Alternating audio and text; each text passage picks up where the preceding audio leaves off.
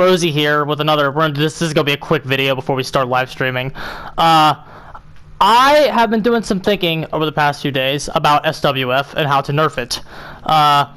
As we all know, SWF, especially 4-mans, are insanely powerful, insanely strong in this game, to the point where they actually have no counter. Now, one of the biggest things you get hit by when you play Killer, and even think about suggesting a nerf for survivors, is, oh my god, but this will affect solo queue. It'll affect the babies in solo queue. It'll affect all the scrubs that can't play the game. Okay? So, understanding that even though this idea is flawed and full of shit, it's the thing that behavior clings to. It's the thing that's gonna actually prevent us from ever getting the nerfs and the changes that this game needs. We're not gonna ever get it. So, we're gonna have to start just biting the bullets and starting to think about how we can nerf SWF just by itself. Because the survivor changes that are needed in this game are never gonna come.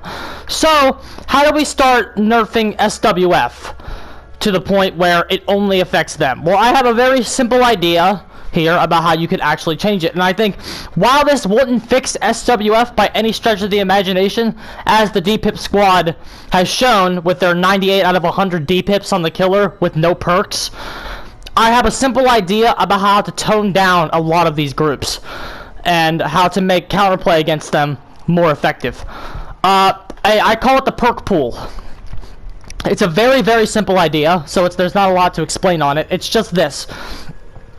When an SWF group comes in, they have to pool their perks together. It's very, very simple, but it would go a long, long way to toning down a lot of these fucking sweaty Survive with Friends groups. And the reason that I think this would help is because one of the biggest issues with this game is the fact that survivors are allowed to stack their meta. And they're allowed to stack 4 dead hards, 4 DSs, 4 borrowed times, 4 adrenalines, 4 soul guards. More than one of these perks can be in each game, and the stacking of these meta perks creates a huge power imbalance, especially when you add the coordination. So a way to tone this down a bit is to make it so when you go to a perk, let's go to Survivor. Jeez, I haven't played Survivor in so long on the PlayStation.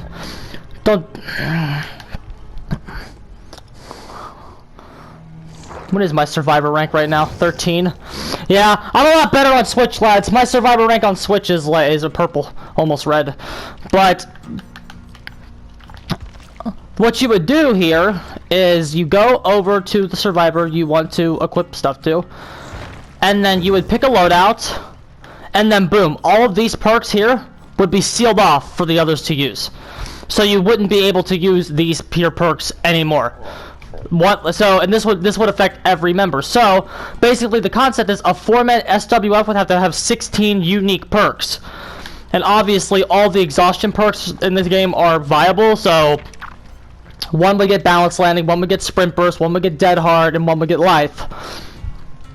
So you would still have to deal with all of those exhaustion perks, but just the fact that the dead hard is not anywhere near as going to be oppressive. There's only going to be 1 decisive strike in the game, and only going to be 1 borrowed. All this stuff will give the Killer a more of an advantage over these types of groups that they would not have otherwise.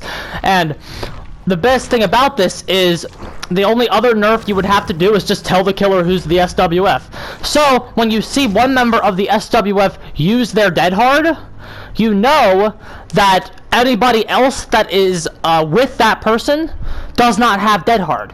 You see the DS happen. Oh, if this person DS me, it means these 3 people the other 3 can't have it.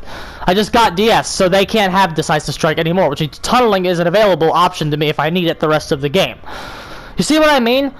All of this stuff here would do wonders for toning down SWF while not affecting solo queue groups, which is the biggest complaint that not only Survivor sympathizers hit you with, but also the reason that behavior is hiding behind as to not tone this high-level stuff down.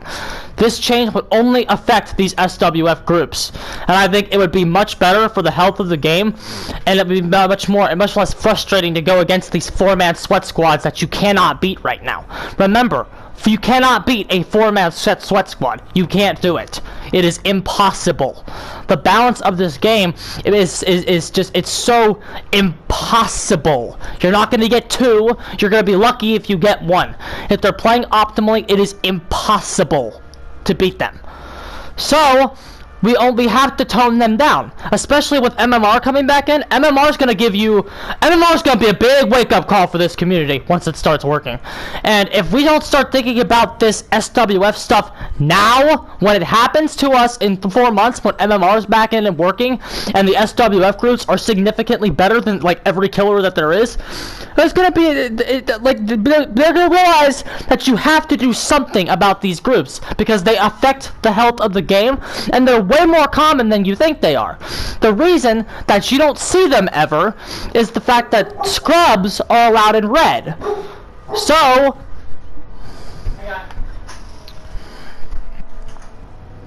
my brother's home. So since these scrubs get in red, because we have a ranking system that only values experience of playing the game versus being good at it, it lets a bunch of scrubs into the red rank, which leads to faulty data of the whole myth of SWF is 1 in 1,000, because we have a ranking system that lets scrubs in, and that's why you never see it. Once we get a ranking system going that actually punishes survivors for being bad at this game, you're going to start seeing SWF a lot more, and then you're going to realize that it's not 1 in 1,000. It's 1 in 1,000 right now because of our shitty ranking system that nobody wants in this game anymore. Because this system right here leads to zero changes. It leads to 0 improvements.